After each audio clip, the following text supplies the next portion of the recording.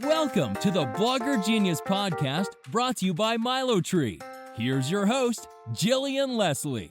Hello, everyone. Welcome back to the show. Before we launch in, I have a quick favor to ask. Would you head to iTunes and rate the show? This helps us get found, which would be great, by more like-minded entrepreneurs. For today's episode, I have Chelsea Clark on the show.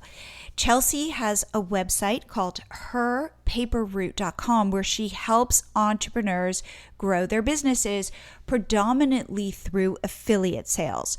So she talks about finding your audience, cultivating your audience, and then selling them products that are useful for making their lives better.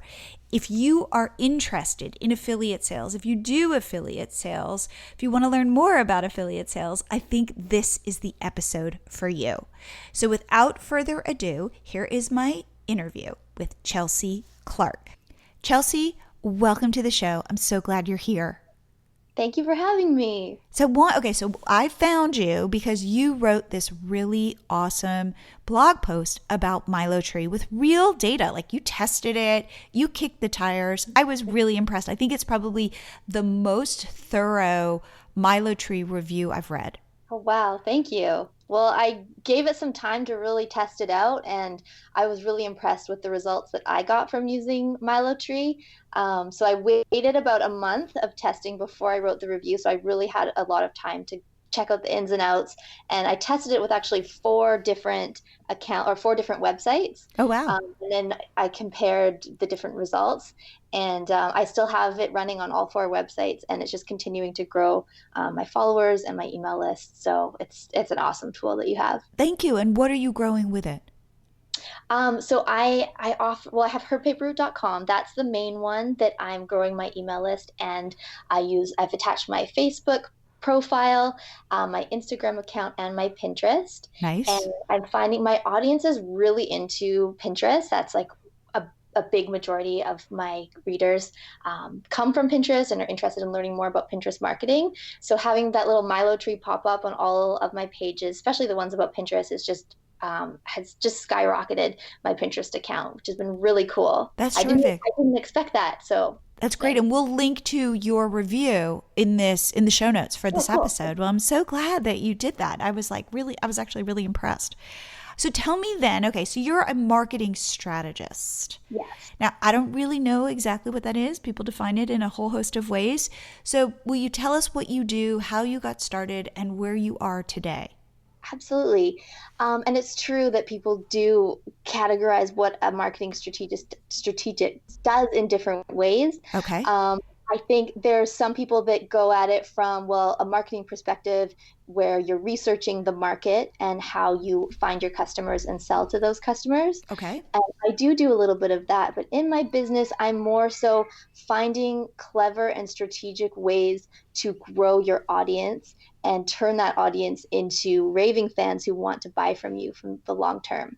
So that's for me, that's how I go about it, but I have a background in marketing. I went to school for it, but I worked in marketing for a long time, almost 10 years, while having a blog as a hobby on the side, and I didn't really think about running a blog as a business for the longest time, even though I was helping other companies with their own corporate blogs. I didn't apply that to my own for far too long. And because when I was in college, I started my first business as an e-commerce shop. I was drop shipping t-shirts as a side hustle. Okay. So I was in school. I was starting my first marketing office job, and I was bartending at night. So I was super busy. I was working harder and not smarter, and things hadn't aligned yet. And it wasn't until I became pregnant a couple years ago that I realized I should focus on a business that I could do full-time from home and do it all on my own terms. So I didn't want to go back to work after maternity leave. So I really just needed to get clever quick. And I decided to put all of my energy into monetizing my blog, which at the time was just a very small beauty blog. But I used my marketing background to grow that blog, and it started to increase in income within a few months. And when it started making a few $1,000s a month, I was like, wow, this could really turn into something. So I decided to start a second blog, which is herpaperroute.com, all about Okay, wait, entrepreneurship. say that slower. So it's Sorry. herpaperroute.com. Yes, Just, okay, go ahead. herpaperroute.com. Okay. Because I love marketing and I loved entrepreneurship and business more so than beauty and beauty blogging. That wasn't my passion. Hmm. As I started this second blog as a hobby at the time, that's where things all started to fall into place. And I realized that this is what I wanted to be doing. And pretty soon, a community formed of like-minded women who were interested in what Her Paper Route was offering. And I ended up selling the beauty blog and going full-time on Her Paper Route. And that's what I do now, where I get to help other entrepreneurs and aspiring business owners, sharing a lot of free information and clever sort of marketing strategies and things that you can DIY and do for free. So you don't have to have a big advertising budget. If you do have one, that's great, but there's so many things that you can do that don't require a big budget. Okay, well, That's what we do. first off, with your beauty blog, how did you start monetizing it? How did you start seeing a couple $1,000s a month in revenue? What were you doing? I was promoting beauty products. So I was doing beauty reviews and subscription box reviews. And it was the subscription boxes that really took off. So that's sort of, you've probably heard of FabFitFun Mm-hmm. and Birchbox and that sort of thing.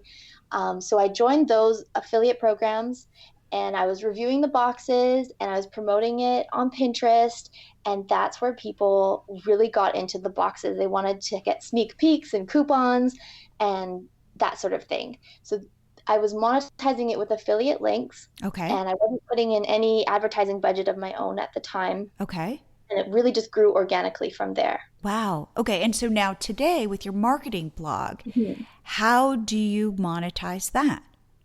So I monetized that. I started a little bit with paid advertising, which I don't really do anymore. Sometimes people will reach out about having a sponsored post, and I've been more selective with that. I don't do Okay. that as often. Okay. My main focus is affiliate marketing. So I promote the tools that I use in my business, and I explain how it really helps me, what it does, and that how it might help someone else in a business. So it's a lot of like app reviews, tool reviews, things that could help an entrepreneur. That's where my monetization focus is. Right. Like Milo tree. Exactly. Yeah. Okay, that's cool. Okay, so you're then helping entrepreneurs by kind of doing the research for them, saying this tool worked for me or this didn't, or here's how I would do this. And then you, by being able to recommend things, you're then making an affiliate fee. That's right. Yeah, that's exactly it. Because it's pretty overwhelming when you start a business. You don't really know what tools are out there and you don't want to spend a ton of money. So I try to find ways I can find low cost tools that can provide a lot of value. Okay. Now, they say that the riches are in the niches, right? Yes. That today, if you're going to start an online business, to really think about your niche. So Yes. you started, for example, in beauty and now you're in marketing. What do you see out there in terms of if I'm going to start a blog today because I want to not just, write about my life, but that I really want to make money. Yes. What niches do you think are the most profitable right now? Well, this is a great question because I get asked this a lot in our Facebook group and in emails all the time. People want to know what is a profitable niche. And I always say any niche can be made profitable. The only thing that determines if you're going to make money or not is you. And there's 3 things that you can have that's going to determine if you're going to make money or not. Okay. And so this is what I always think is number 1, it has to meet your passion. You really have to be interested in the topic that you're going to be writing about. Because there's going to be times when it's going to feel boring or too hard or like nobody is reading, and you still have to push through and write about that same thing over and over again and stay interested in it in yourself if you want other people to be interested in it. So the thing that you love doing should be the first thing when you're trying to figure out what your niche is going to be. Okay. The second thing I believe, is your skill set and your experience. So the thing that you're really good at, or you have an education in, or you've taken online courses to learn the skill in, something that you are really good at and you can teach other people about it. And the third thing I think is the money, the product that people want. So some sort of product out there that exists that you can promote that makes sense for your passion and your skill, a product that you can promote to an audience. And when those three things come together, I think that's the magic formula for if a blog is going to make money or not. So if you have heard that the personal finance niche makes a lot of money, Right? you might Which I think, have, oh, by the way. Go yes, ahead. absolutely, yes. And so, that's one of the most popular ones that you'll hear about. And you could say, okay, well, that's what I'm going to get into because I hear it makes a lot of money. But if you don't have any experience with it or education, and if you don't have an interest in it, like you just don't know about it or care to learn about it, then it's not going to be profitable for you. Okay. So that's why I think you really have to put those three things together and pick a topic that you're going to enjoy doing, that you understand, and that people want to buy. And that's how you decide what it's going to be that's going to be your moneymaker. Hey, are you a blogger or entrepreneur who loves their business but is a little overwhelmed with all that you have to do in a day? Well, you are not alone. We all feel this way. So I want to share a pop-up tool that will increase your social media followers, grow your email list, build your traffic, and it is called Milo Tree. Milo Tree is a pop-up app that my husband David built for our first site, Catch My Party. In the 4 years that we've been using the Milo Tree pop-up on Catch My Party, our Pinterest account has grown exponentially to over 1.1 million followers. And our Instagram has grown to over 160,000 followers. And these social networks now drive millions of page views to our site every single month. Milo Tree works to grow followers on Pinterest, Instagram, Facebook, YouTube. It'll grow your sales on Shopify or Etsy, and it will even grow your email list. You can focus on growing one platform at a time or switch between several. The choice is yours. Milo Tree. It's easy to install. You can do it in under 3 minutes. It's completely optimized. Right now, you can get your first 30 days for free. Just go to milotree.com to sign up for your free trial. If you are not converting your site visitors into followers, subscribers, and customers, you need to change your strategy. To take the first step, head over to milotree.com and start your free trial. There's no risk, and you'll be joining thousands of other professional bloggers who are already using Milo Tree to grow their businesses. As a bonus, once you sign up, I'll send you valuable business tips each week to help you continue to accelerate your growth. You can't be everywhere all the time, so let Milo Tree work for you. It's fast, it's easy, and it gets results. So what are you waiting for? Head to milotree.com and start your free trial. When I'm looking for products to promote, what do you recommend I look for? I mean, one, that they have an affiliate program, but two, do you think Amazon is a good affiliate program? Or do you think finding people's courses is a good way to make affiliate income? What do you look for? When I'm looking for a product, and I've checked those boxes to make sure that it's going to suit my audience, it's going to be helpful, and that I can understand it and learn about it, I want to make sure that it's a high commission product, because if it's a product that's only going to pay $2 per sale, all of that effort that you're creating content and sending out emails and writing about it on social media, it's kind of going to waste if it's not really giving you a good enough commission. Okay. You need to be promoting something that'll pay you $40 a sale. That's going to make a huge difference in all of that effort that you're putting in. So for me, I don't really promote Amazon products that much because I find that the commissions are lower. Mm-hmm. But I have friends and people in my Facebook group who have made lots of money. Some are making $4,000 a month in Amazon commissions, and I think that is awesome. But what are they promoting? Yeah, exactly. So I've done a little research looking into what they're promoting, and it's a lot of like home decor Okay. products that would appeal to like new moms, stuff like that. Yep. And that's not really what my audience is. Yep. So Amazon hasn't really been it for me, but I go right directly to, if I can, I'll go directly to a brand and pitch a project that we could do together and try to get a better rate than maybe they would advertise on Share a Sale or Flex Offers, that sort of thing. So if you can go right to the brand and kind of work something out, and if you can offer the brand something more than someone else can do, then all the better. Okay, It's now definitely first of all, okay, remember with Amazon, it's not necessarily that somebody is going to buy the product that you recommend. You just want to get that person to click through so that there's a cookie on their site, and then anything they buy in 24 hours or so, you're getting a commission.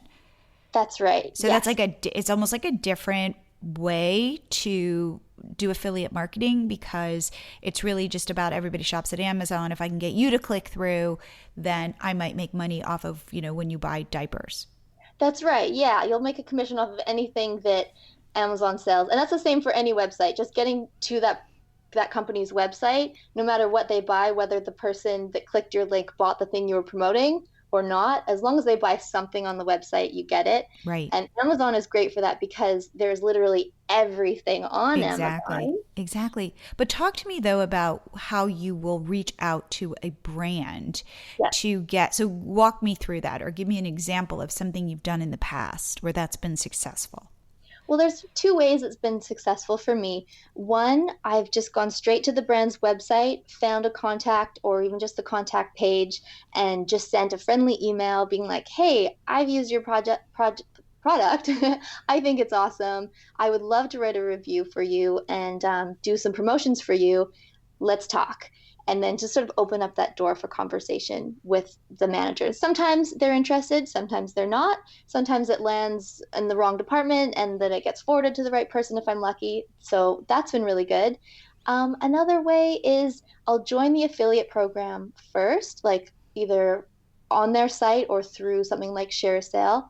And then once I'm in and I have that direct affiliate program manager's contact, then I'll reach out and send them a personal message and introduce myself that way. And that has been successful for you? Yes, that has been successful for me. Okay. And like, just let's say they offer a 10% commission. Have you been able to get them to go higher?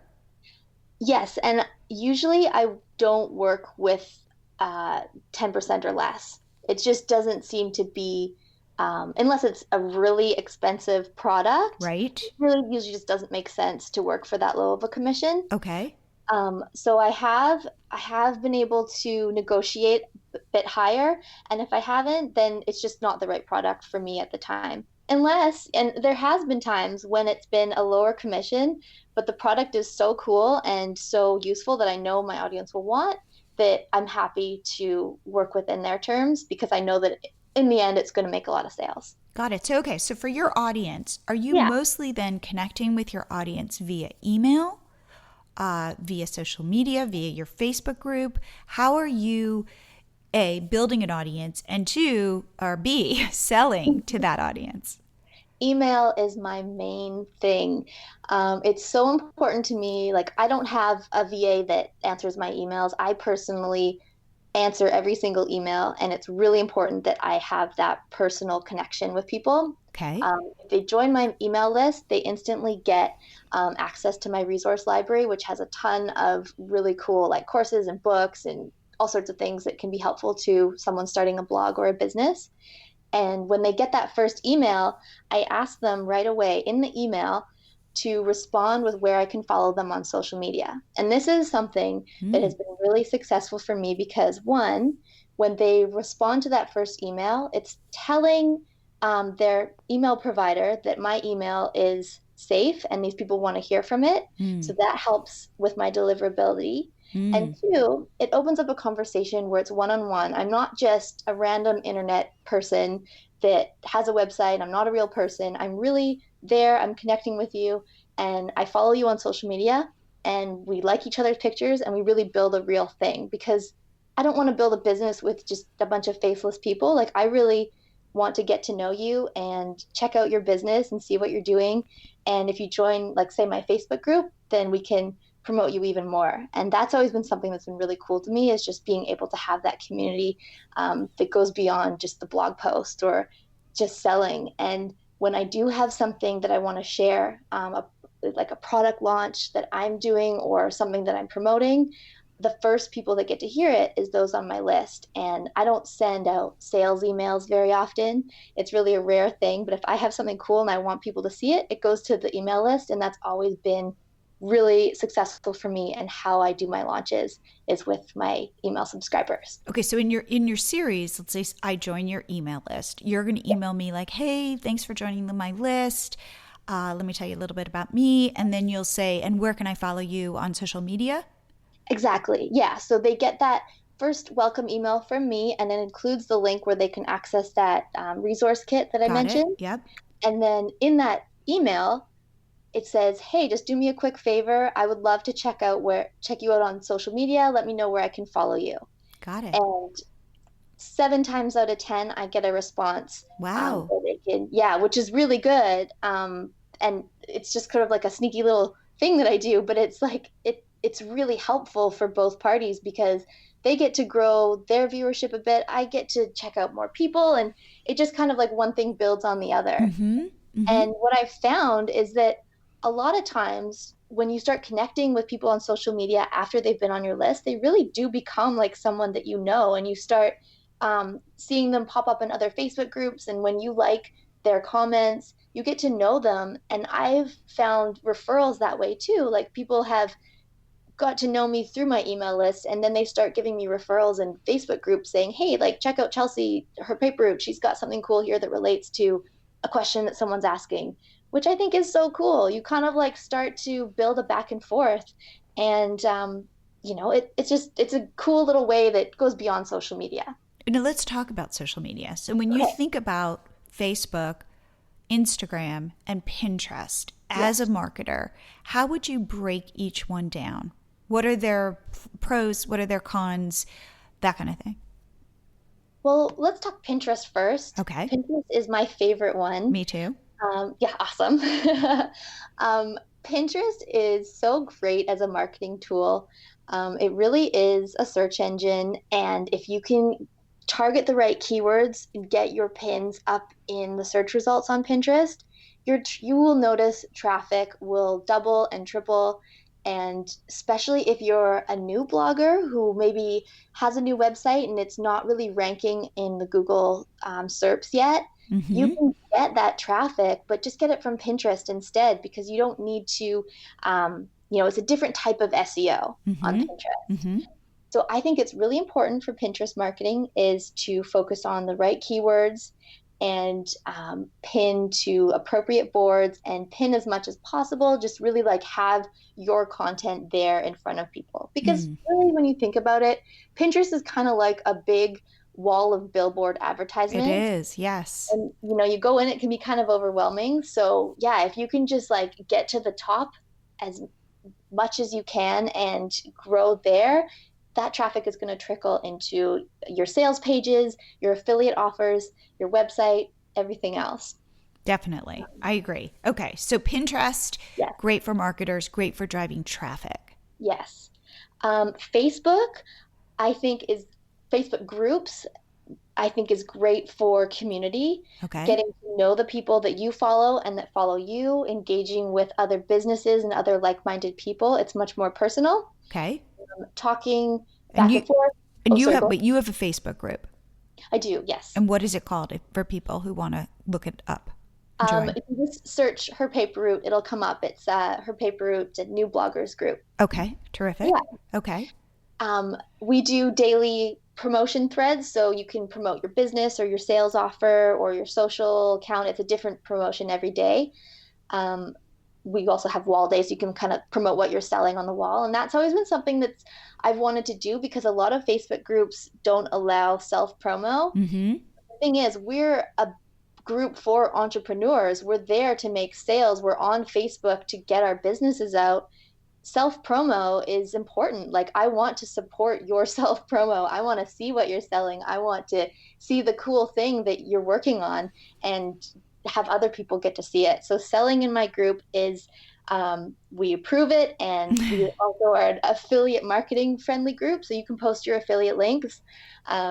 which you probably can't find too often in Facebook groups. No, that's great. I like that, kind of like when everybody's zigging, you're zagging. Well, yeah, like we have rules too, because we don't want it just to turn into a spam fest. Right. But if you support other people while you're there and you check out other people's links and share other people's links too, then by all means, self-promo yourself too. Okay. Give and take, yeah. Now, are you using Facebook beyond groups, or is groups really where you're focused? Groups is really where I'm focused. I do have a Facebook page, but it's really Facebook pages, they're touch and go. Some people have great experience with their engagement on Facebook pages.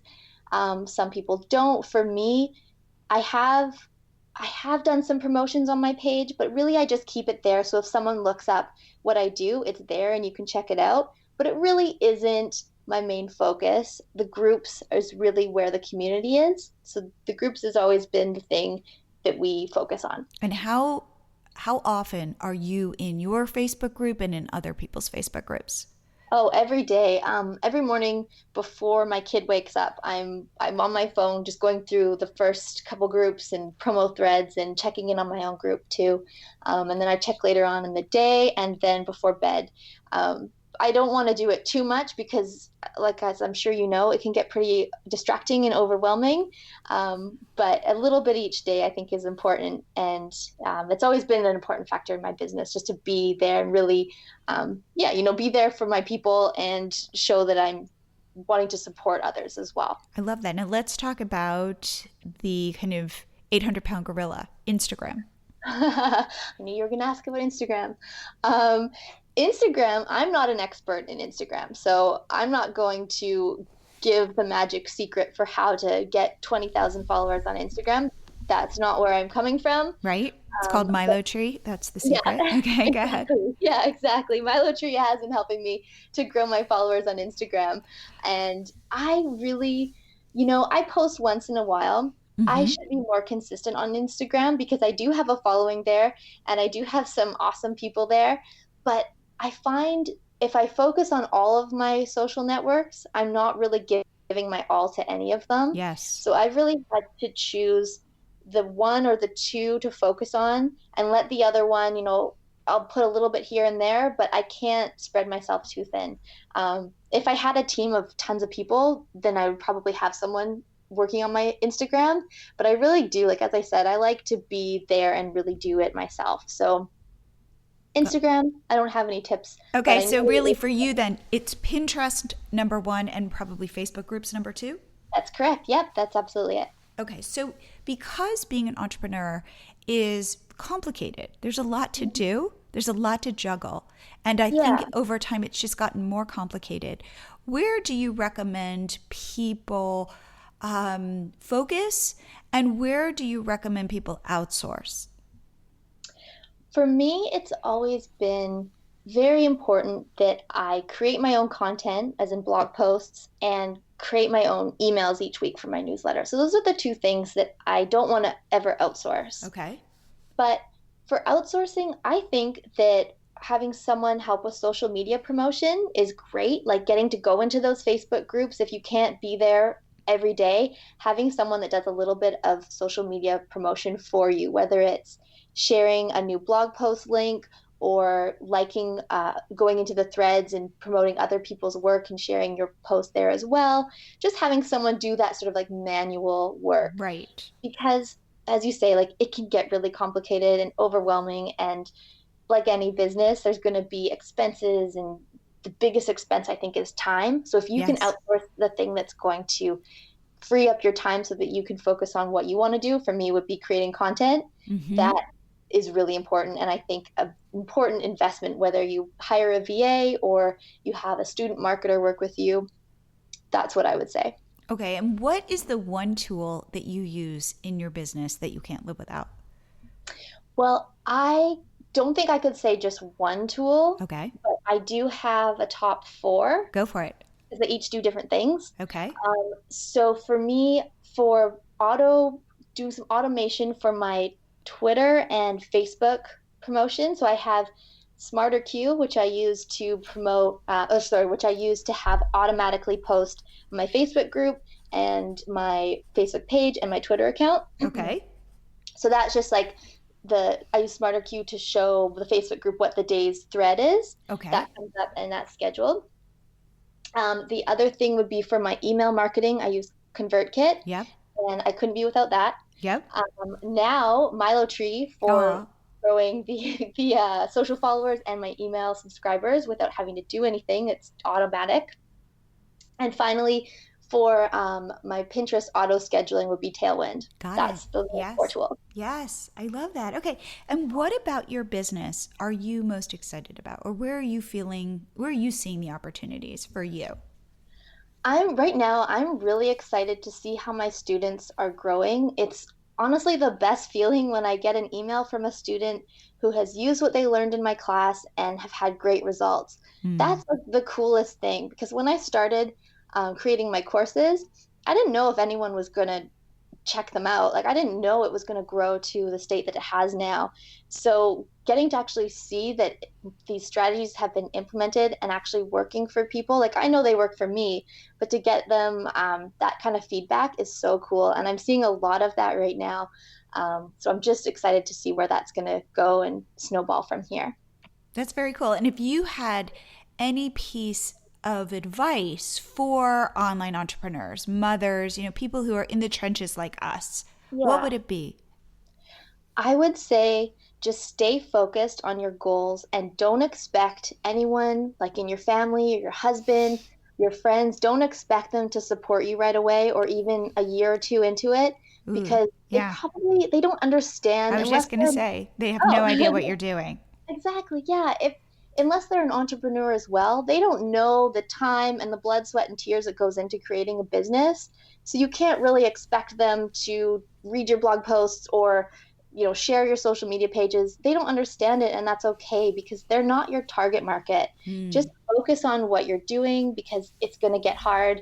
There's going to be times it's going to feel like no one is reading, but keep on working, keep on creating content, and have that in the forefront of your mind that they're going to see it. Like, people are going to see what you're doing. Just keep focusing on creating awesome content and being there to help the people that you can help, because nobody can do it like you can do. So just keep on going. I love that. Okay, Chelsea, if people want to reach out to you, learn more about you, where should they go?